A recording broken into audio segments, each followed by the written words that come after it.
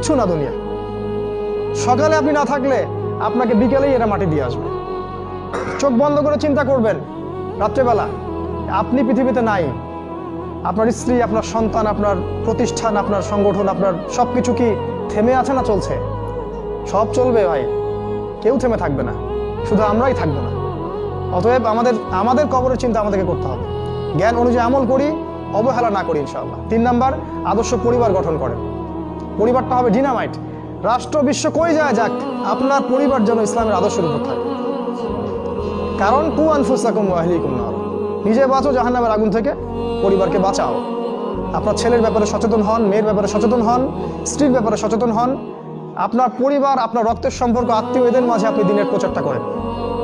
কোথায় কে জাহান্নামে যায় যাক, ওটার পরের চিন্তা আপনার, ওটা চিন্তা আপনার করতে হবে না। এখন আপনি আপনার পরিবারের দিকে ফোকাস করুন।